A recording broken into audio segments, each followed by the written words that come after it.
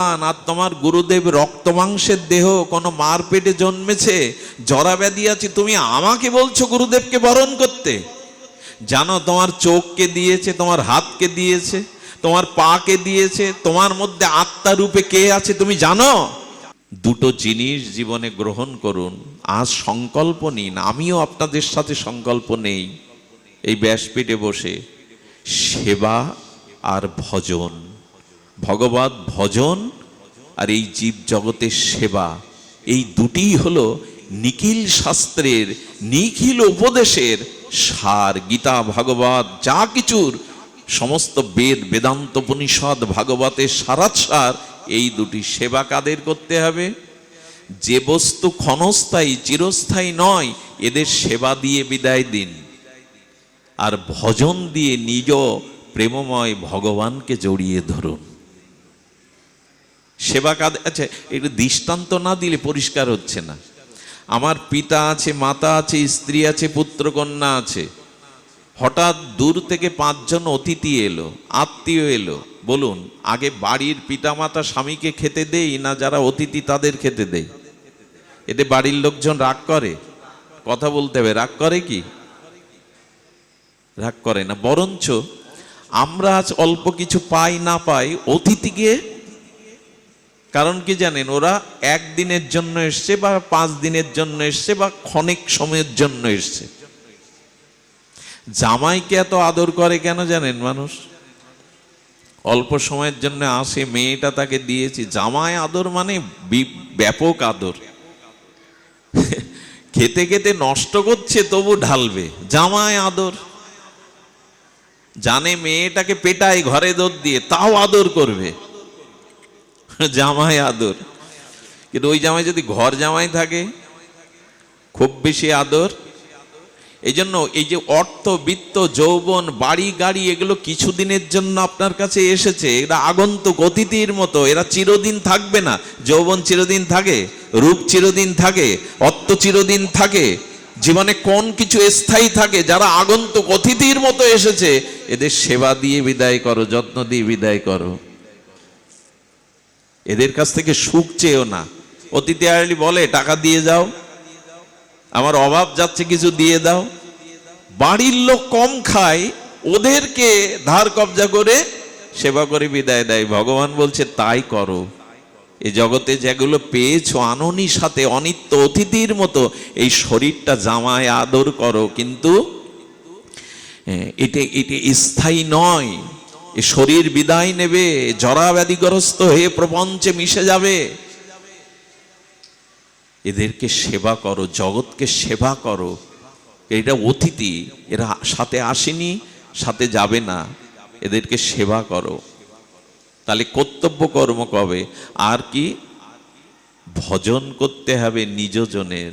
অতিথি তো চলে যায়, কিন্তু আপনজন ব্যথায় ব্যতীত হই কাদের? পিতা মাতা স্বামী পুত্র, এদের জন্য ভগবানকে জড়িয়ে ধরো। ভজন মানে ভালোবাসা, ভজন মানে তার প্রতি অনুরাগ। আর এই স্ত্রী পুত্র কুটুম্ব জগৎ সংসার যা আছে, এদের সেবা দিয়ে কর্তব্য দিয়ে বিদায় দাও। এদের সেবা আমার কাছে, ওদের যা দায়িত্ব কর্তব্য তা যেন আমি 16 আনা পালন করি, কিন্তু জড়িয়ে ধরার চেষ্টা যেন না করি। আচ্ছা, জলকে কেউ মুষ্টিবদ্ধ করে রাখতে পারবেন? কথা বলুন, পারবেন? সংসারকে আজ পর্যন্ত কেউ আঁকড়ে ধরে রাখতে পেরেছে? তবে কেন এত চেষ্টা? এ না হলে হবে না, ওই না হলে হবে না, এর মুখ না দেখলে হবে না, ওই আমার জীবন। দুঃখই যদি পেতে হয়, আমার হৃদয়দা এখানে আছেন, দুঃখ কমলদা চলে গেছেন। কৃষ্ণ ভক্ত বিরহটাই দুঃখ, যে একটা ভক্ত চলে গেল জীবন, এটাই প্রকৃত দুঃখ। কৃষ্ণ ভক্ত বিনা দুঃখ নাহি, দুঃখ মধ্যে কোন দুঃখ সার, রাই কয়ে কৃষ্ণ ভক্ত বিনা দুঃখ নাহি। আর ভক্ত চলে গেল একজন আমার জীবন থেকে। দেখুন, এইগুলো কথা না, এগুলো আমাদের জীবন, এগুলো জীবনের মহাঔষধি। স্ত্রী পুত্র পেয়েছেন, শরীর পেয়েছেন, সংসার পেয়েছেন, এদের প্রতি কর্তব্য করুন, অতিথির মতো সেবা করুন, হাসি মুখে কথা বলুন, কিন্তু জড়িয়ে ধরেন ভগবানকে। এদের না, এরা থাকবে না। এখান থেকে 2 ঘন্টা বার এখানে কেউ থাকবেন এই এই মন্দিরে সেবক ছাড়া? অতিথি হয়ে এসেছি তো। এটাই গীতার সার উপদেশ। এই আসক্তি কাটাও, জড়িয়ে ধরতে চেয়েও না। কবে বুঝবো বলতে পারেন? সাধু সঙ্গে আসার হেতু এটাই বোঝা, এখানে অন্য কিছু আপনাকে কেউ দিতে আসেনি, এই তত্ত্ব জ্ঞানই দিতে এসেছে। কেন আপনজন বললাম জানেন? ভগবানকে কেন আপন বললাম, শ্রীগুরুকে কেন আপনজন বললাম জানেন? আচ্ছা, পিতামাতা চলে গেলেও, স্ত্রী পুত্র চলে গেলেও মানুষ বাঁচে কিনা? তো কথা বলবেন, বাঁচে কিনা? কথা বলবেন বলি কেন জানেন? আসলে শ্রোতা এবং বক্তার মধ্যে পারস্পরিক যদি মত বিনিময় হয়, তাহলে সেখানে, কারণ পিপাসা না লাগলে জলের খোঁজ কেউ, ভেতরে জিজ্ঞাসাটা না আসলে আমরা ওই তত্ত্ব আমাকে বলা হচ্ছে এই বোধ হয় না। হরিকথা যদি কখনো শুনে মঙ্গল লাভ করতে চান, নিজের চরিত্র সংস্কার বদলাতে চান, 2 ভাব নিয়ে হরিকথা শুনতে হবে। এক, এই মুহূর্ত জম আমার চুলির মুঠি ধরে আছে, এইটাই আমার শেষ সময়, এখনই আমার পরমায়ু ফুরাবে, মৃত্যু আসবে, এই ভেবে। আর একটা হলো এখানে কেউ নেই, এই কথাগুলো শুধু আমার জন্যই বলছেন এখানে। এই হলো শ্রোতার জায়গা। লাইট দেখছি, প্যান্ডেল দেখছি, কে এলো কে উঠে গেল, চারিদিকে তাকাচ্ছি, হাত পা ছুটছি, এতে হয় না। হ্যাঁ, পা ব্যথা থাকলে হাত পা ছুড়ুন, সেটাই তো। এই জন্য হরিকথা কি মন দিতে হবে যে জম চুলির মুঠি ধরে আছে, এটা আমার অন্ত সময়, আর এখানে আর কেউ নাই। এই সমস্ত কথাগুলি শুধু আমার জন্যই ভগবান শাস্ত্র বলছেন, এখানে আর কেউ নাই, কারোর জন্য বলছে না।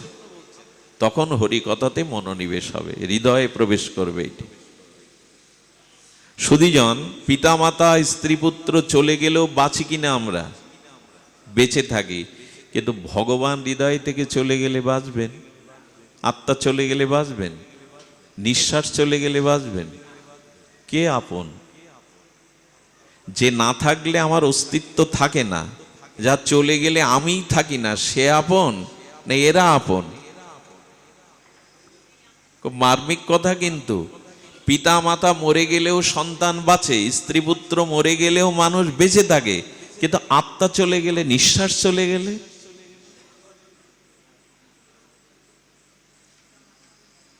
এই জন্য ভগবানকে আপন জ্ঞান করুন। সৌরিদ সর্বভূতানাং জ্ঞাতমাং শান্তিমিষ্ঠতি। ভগবান ছাড়া যে আমার কেউ শরীর নেই, কেউ আপন নাই। সদ্গুরু ভগবানই হওয়ার এই জগতে একমাত্র আপন। উনি নিঃশ্বাস হয়ে আমার সাথে জুড়ে রয়েছেন, আত্মারূপে আমার হৃদয়ে থেকে আমাকে বাঁচিয়ে রেখেছেন। আরও একটা মজার ঘটনা কি জানেন? স্বামী স্ত্রী 25 বছর 30 বছর একসাথে থাকছে, খাচ্ছে, সংসার করছে। স্বামীর জ্বর হলে স্ত্রীর জ্বর হবে এমন কথা আছে কি? হয় কি সবসময়? একসাথে থাকলে কি হবে, আমার জ্বর আমার মাথা ব্যথা ওর হয় এমন তো নয়। কিন্তু ভক্তের হৃদয়ের ব্যথার একটা অশ্রু যদি ঝরে, ভগবানের হৃদয় ভেঙে যায়। কে আপন আপনার? ভক্তের চোখ দিয়ে যদি এক বিন্দু অশ্রু ঝরে, ভগবানের আসনকে বটে হৃদয় ভেঙে যায়। এই জন্য আপনকে চিনুন। এই ভাগবত আমাদের পরিচয় করিয়ে দেয়, এই জগতে যা কিছু তোমার, এগুলো অল্প কিছু দিনের, এগুলো অনিত্য, এগুলো থাকে না। তো ভগবান তোমার জন্ম জন্মান্তরের, চিরদিনের। তাহলে আমরা কি জানলাম? 2টি তত্ত্ব। সংসার, স্ত্রী পুত্র, যা কিছু আছে পরিজন, এদের সেবা দিয়ে, আমার প্রতি ওদের যা দাবি কর্তব্য, সেই সেবা দিয়ে ওদেরকে হাসি মুখে বিদায় দাও। কিন্তু ওরা অতিথি মনে করো, ওরা চিরদিন থাকতে আসেনি। আর ভগবানকে আপনজন মনে করে তাকেই জড়িয়ে ধরো, তিনি চিরদিনে, তিনি আপনজন আমার। এই বোধটা করানোই হলো ভাগবতের কাজ। তিনি আমার আপনজন। দেখুন, কারো যদি উৎকট জল পিপাসা লাগে, তাকে মধু দিন, পরমান্ন দিন, দুগ্ধ দিন, এবং সেই মুহূর্তে একদলা সোনা এনে বলুন এটা খাও। তৃষ্ণাটা ওষ্ঠ পর্যন্ত এসে গেছে, একটু জল না হলে আর বাঁচবেন না। ওই সময় সোনা দানা, যেদিন ভগবানকে ওই পিপাসা লাগবে, তোমাকে না পেলে সোনা দানা বাড়ি গাড়ি আমার ভালো লাগছে না, আমি তোমাকে চাই, এর নাম ব্যাকুলতা, এর নাম ভক্তি। এটা হলেই পেয়ে যাবেন। জলের তৃষ্ণা যদি 2-3 দিন ধরে জল না পান না, তখন আর বাড়ি গাড়ি স্ত্রী ভালো লাগবে না, একটুখানি জলের জন্য উৎকণ্ঠিত হয়ে থাকতে হবে। ভগবানের প্রতি ওই পিপাসা জাগানোর নামই ভজন। তোমায় না পেলে আর আমি বাঁচবো না, ভালো থাকবো না। এই জন্য জল থেকে মাছকে আলাদা করলে মাছ যেমন ছটফট করে, ভগবানকে পাওয়ার জন্য দিনরাত যখন যার বুকে এই ছটফটানি হয়, এরই নাম ভক্তি। বাছুরের কাছ থেকে মা গাভীটাকে রাখাল নিয়ে যাচ্ছে, বাছুরটাকে বেঁধে রেখে। ওই ছোট বাছুরটা যেমন হাম্বা হাম্বা রবে দড়ি খুঁটি উড়িয়ে মায়ের সাথে যাওয়ার জন্য ব্যাকুল হয়, যদি ভগবানের কাছে যাওয়ার জন্য অমন ব্যাকুলতা ছটপটানি হয়, তবে এর নাম ভজন, এর নাম ভক্তি। মা পাখিটা খড়কুটো জোগাড় করে বাসা তৈরি করে ডিমে তা দিয়েছে, ডিম থেকে শাবক উঠেছে সদ্য, চোখটা পুরোপুরি মেলেনি, পাখাও পুরোপুরি মেলেনি।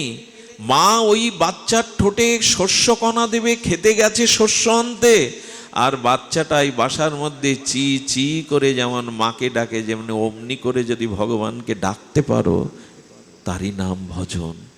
যন্ত্রের মতো ডাকতে হয় তাই ডাকছো, লোককে দেখানো শোনানোর জন্য, এটি ভজন নয়। ব্যাকুলতা চাই। সাপ যদি, নাগ যদি তার মণি হারিয়ে ফেলে মাথা থেকে, ও যেমন পাগলের মতো হয়ে যায়। ফণি যদি মণিহারা হয়, ও যেমন পাগলের মতো ছুটে বেড়ায়। যেদিন হরিকে পাওয়ার জন্য এরকম ব্যাকুলতা আসবে, এরই নাম ভজন। কই আমাদের? দিব্যি তো খেয়ে পরে ভালোই আছি, কোথায় ব্যাকুলতা? ডাকতে হয়, আসরে গিয়ে ডাকি, বলতে হয় দুটো কথা, মানুষকে একটু আবেগ সৃষ্টি করে চোখের জলে বলি, কিন্তু সেই ব্যাকুলতা ছটফটানিটা এলো কই? জল না পেলে যেমন আর বাঁচবো না, এ সময় আর কিছুর প্রয়োজন নাই, জলেরই প্রয়োজন। তেমন এই ব্যাকুলতা যদি আসে, তখনই তাকে পাওয়া যাবে। এই অনুরাগের প্রীতি চাই। কোথা থেকে আসবেই প্রীতি? এটা সাধুগুরু বৈষ্ণবের কৃপায়, মহৎ কৃপায় আসবে। জগতে যদি এই ভক্তির অধিকারী হতে হয়, এই কৃপা পাত্র হতে হয়, তবে আমাদের দুটো লীলা বলে পাঠ বিশ্রাম করি। লীলা দুটি বড় মার্মিক। লীলা দুটি যদি আমি আগেই বলেছি, একটি পয়ার রামচরিত মানুষের, সদ্গুরু বৌদ্ধ বচন বিশ্বাসা, আর তুলসীদাস তার রামচরিত মানসে তিনি বলছেন, ভক্ত ভক্তি ভগবন্ত গুরু চতুর নাম বপুয়ে, ইনক পদ বন্দন কিয়ে নাস বিঘ্ন অনেক। আহা, ভক্তি, ভক্ত, ভগবান, গুরু, চারটি নাম, তত্ত্ব এরা এক।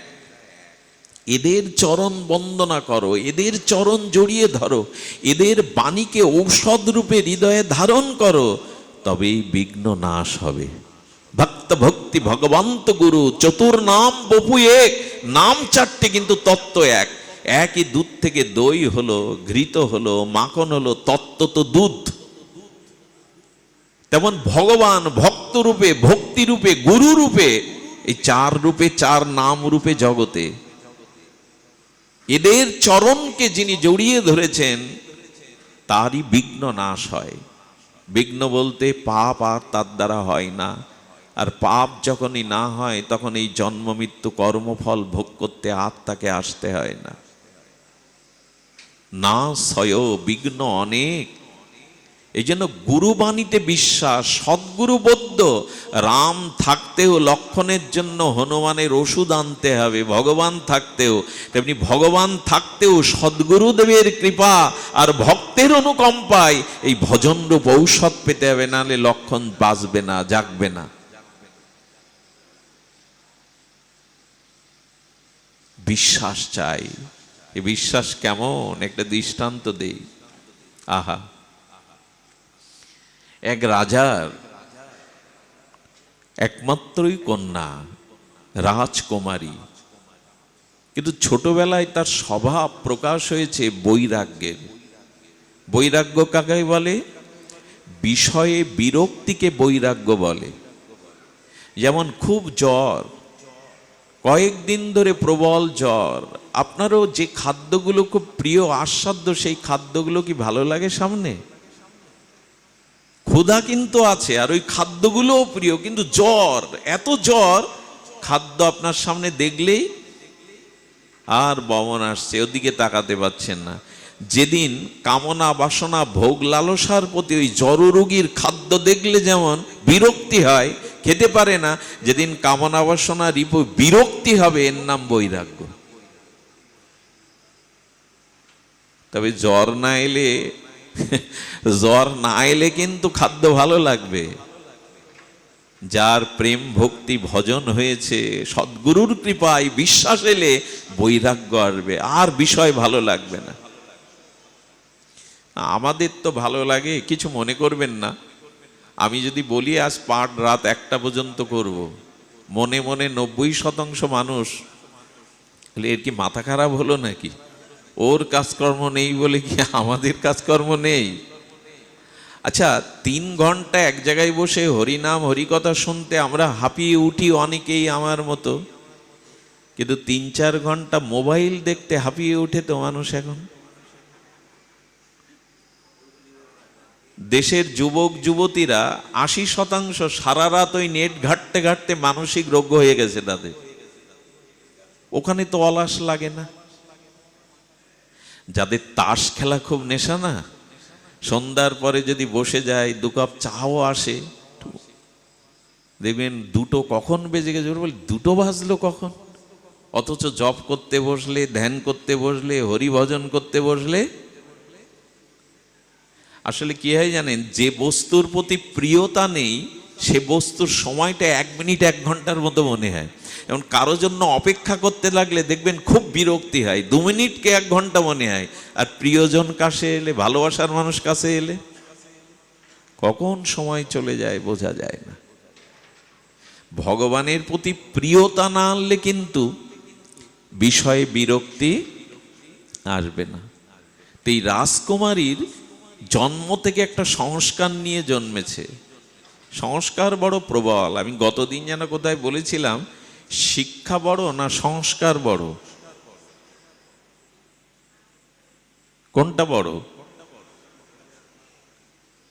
শিক্ষা বড় না, সংস্কারই বড়।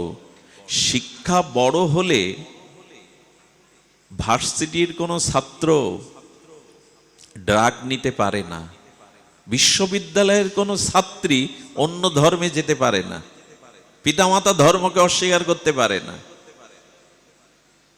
আসলে তার জীবনে সংস্কারের অভাব। শিক্ষা আছে কিন্তু একজন উচ্চ শিক্ষিত বড় পদে আছে, দেশের ক্ষতি করে দিল। সাধারণ কৃষক করে, সংস্কার থাকলে ভালো মানুষ গ্রামের কাউকে ব্যথা দিতেও চায় না, এটা পিপিলিকাও মারতে চায় না, এটা সংস্কার। শিক্ষার থেকে বড় হলো, আর সেই সংস্কার সাধুগুরু সঙ্গ ছাড়া আসে না। সাধু সঙ্গ ছাড়া কারো সংস্কার তৈরি হয় না।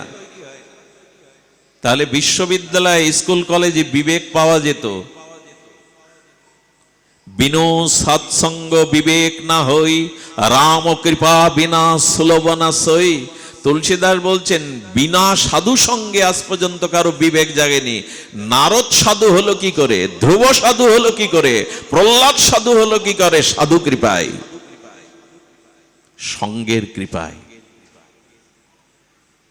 আচ্ছা, রাবণের ঘরে যে তার কি হওয়া উচিত? রাক্ষসের ঘরে কি হওয়া, রাক্ষসী হওয়া উচিত, কিন্তু মন্দাদরি খুব মার্মিক কথাগুলো, লিখে রাখবার মতো কথা। রাবণের রাক্ষসরাজ, রাবণের ঘরে রাক্ষসী হবে তো তার স্ত্রী বোন শূর্পণখা। মন্দাদরী মহাসতী হলো কি করে? সকালে যার নাম নিলে বিপদ দূর হয়। পঞ্চসতীর মতো অন্যতম মন্দাদরী। কারণ মন্দাদরী শাস্ত্র সাধুর প্রতি তার আনুগত্য ছিল, শ্রদ্ধা ছিল, পতিব্রতা ধর্ম ছিল। এই জন্য লঙ্কেশ রাক্ষসের পাতে থেকে সে রাক্ষসী না হয়ে সতী মন্দাদরী হয়ে গেল। সংস্কার এমন বড় জিনিস।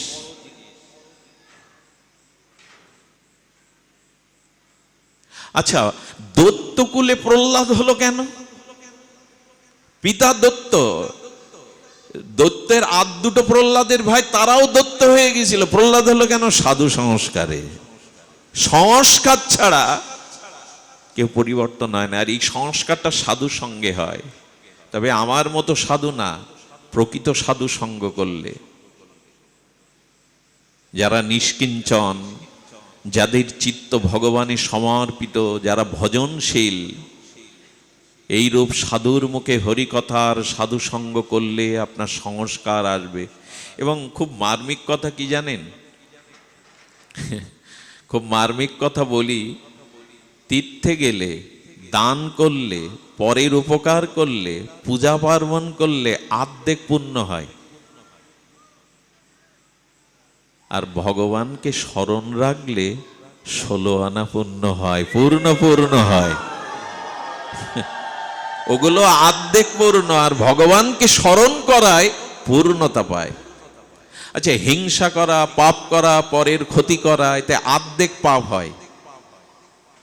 আর ভগবানকে ভুলে গেলে পূর্ণ পাপ হয়, 16 আনা পাপ হয়।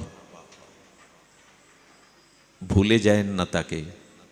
এই জন্য গীতায় ভগবান ধ্রুব সঙ্গীত গেয়েছেন, তস্মাৎ সর্বেষু কালেষু মামনুষ্যর যুদ্ধ ছ।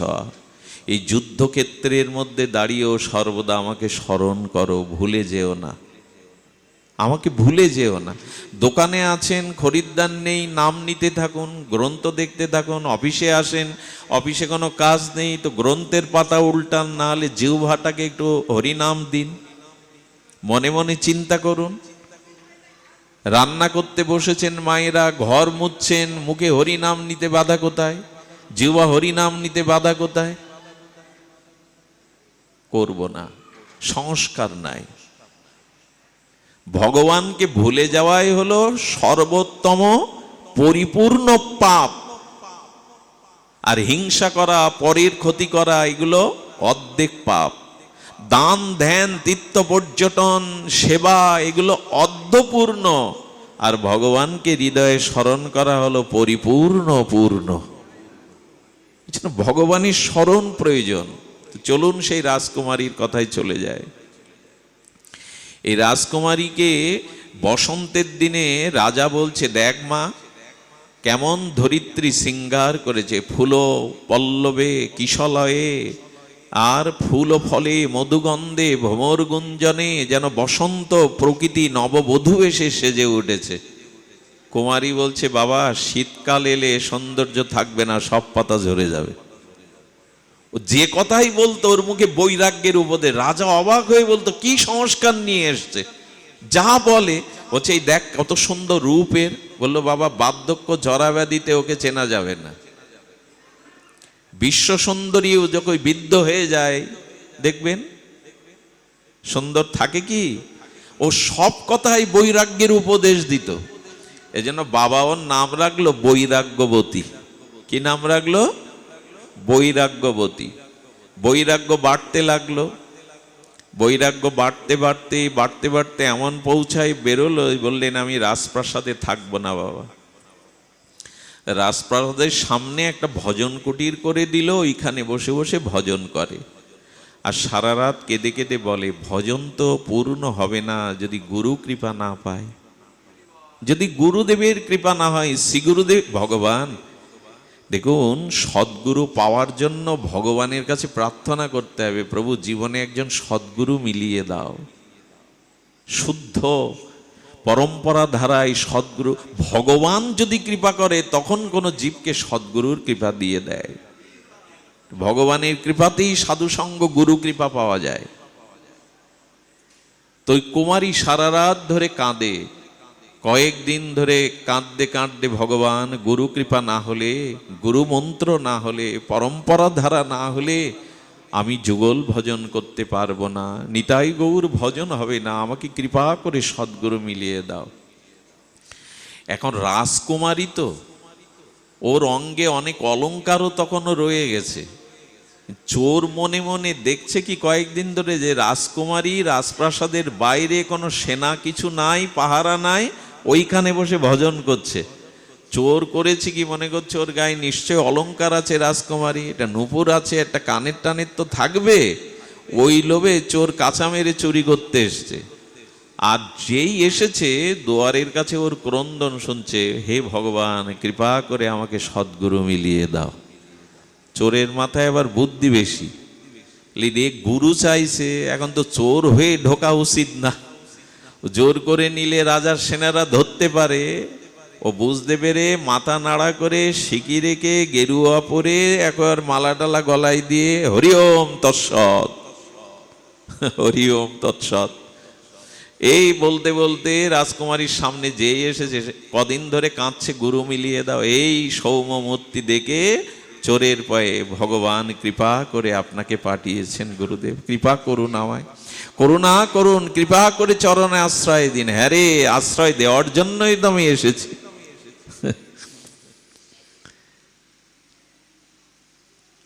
একটা কথা বলি, রাবণ এত তাড়াতাড়ি ধ্বংস হতো না যদি সন্ন্যাসীর বেশ ধরে, সাধুর বেশ ধরে সীতাহরণ না করত।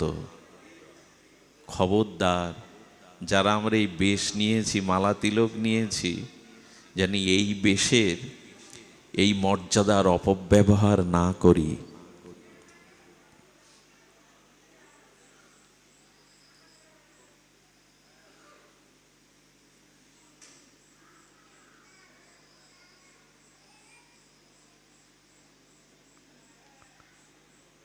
অপব্যবহার যেন না করি। সুধীজন, ভগবান কি বলেছেন শুনুন। এখানে কোলাহল করছে কারা জানি না, এরা কেন আসে তাও জানি না, কি জন্য আসে তাও জানি না। সুধীজন, কেউ যদি এই সাধু বেশ ধরে, আজকাল সাধুকে মানুষ বিশ্বাস করতে চাইছে না, তার যথেষ্ট কারণও আছে সমাজে। বিশ্বাসের বেশ ধরে মানুষকে যতটা ঠকানো যায়, অন্য বেশ ধরে ততটা ঠকানো যায় না। রাবণ যে কি অভিশাপ দিয়ে গেল সাধু সমাজে, সে সন্ন্যাসীর বেশে সীতাহরণ, সেই থেকে লেগে গেল। অনেক জায়গায় শুনেছি সাধু গিয়ে জল পড়িয়ে প্রসাদ চরণামৃতর নাম করে অজ্ঞান করে ঘর থেকে সব নিয়ে যায়। মানুষের ধীরে ধীরে অস্তিত্ব, বিশ্বাস এগুলো শিথিল হতে শুরু করেছে। একটা কথা বলি, কথাটা হৃদয়ে লিখে নিন। এই পোশাক পরে, এই সাধু বেশ ধরে যদি আমরা এইভাবে ক্ষতি করার চেষ্টা করি, নিজের অস্তিত্ব বিলীন করি, ভগবান কি বলেছেন জানেন? এদের বিচারের ভার আমি যমের হাতে দেব না, যমদূতের হাতে দেব না, আমি নিজে এদের বিচারের ভার নেব। ভগবান বলছেন এদের বিচারের ভার আমি নিজে নেব। কারণ কি জানেন? কোনো কলেজে যারা পড়াশোনা করে ছাত্রছাত্রী, কোনো একটা দোষ করলে, অপরাধ করলে পিয়ন জানলে অল্প সাজা দেয়, শিক্ষক জানলে সাজাটা সামান্য বেশি দেয়, কিন্তু প্রিন্সিপালের কাছে যদি নোটিশ চলে যায়, কলেজ থেকে তাকে বহিষ্কার করতে পারে। প্রিন্সিপালের এই ক্ষমতা আছে। ভগবান বলছেন এই সাধু বেশ ধরে যদি সমাজের কেউ ক্ষতি করে, মানুষের বিশ্বাসের ক্ষতি করে, ওদের বিচারের ভার তুমি নিতে যেও না, আমি নিজে নেব।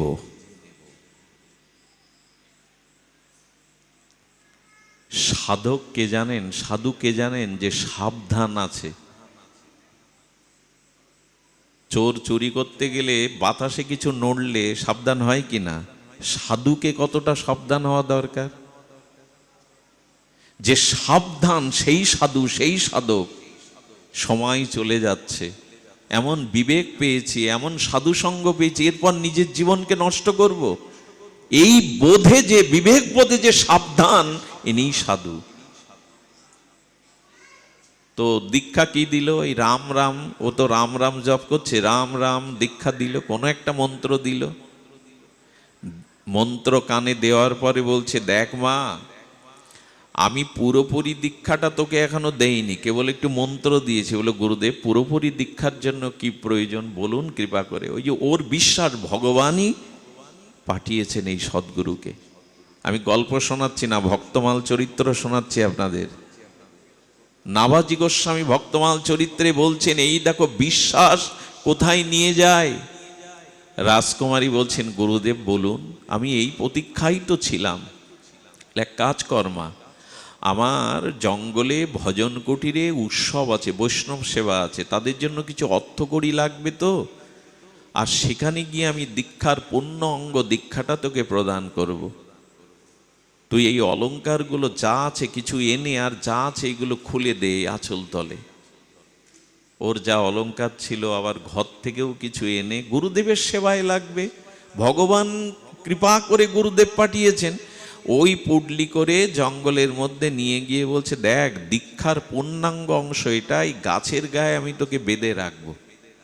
ওকে দড়ি দিয়ে বেঁধে বলছেন, আমি যতক্ষণ নিজে না এসে তোকে এই বন্ধন না খুলবো, ততক্ষণ দীক্ষা পরিপূর্ণ হবে না। কারণ ও ভাবছে রাজকন্যা তো, ও অপহরণ হয়েছে, এটা তো রাজা সৈন্য পাঠাবে, ও যদি খুলে গিয়ে এক্ষুনি বলে। ওকে বেঁধে রেখে বলেছেন, আমি ছাড়া অন্য কেউ এলে এই বাঁধন খুললে তোর দীক্ষা পরিপূর্ণ হবে না। এই কথাকেই বেদ বাক্য, গুরু বাক্য সত্য মনে করে ওইখানেই গুরুকে স্মরণ করছে, দাঁড়িয়ে আছে। এদিকে রাজা কুটিরে না পেয়ে সমস্ত সেনাদের পাঠানো 3 দিনের মাথায়, কিন্তু দিব্য চরিত্র, গল্প নয়, ভক্তমাল চরিত্র। নাভাজি গোস্বামী লিখেছেন, সেনারে গিয়ে পেল গাছের গায়ে বাঁধা, 3 দিন খায়নি, চোখের জলে অপেক্ষা করছে, গুরুদেব কোথায়, গুরুদেব কোথায়। রাজার কাছে সেনারা সংবাদ দিল, বলল ওকে খুলে তাড়াতাড়ি নিয়ে এসো, কোনো অসাধু কারো পাল্লায় পড়েছে।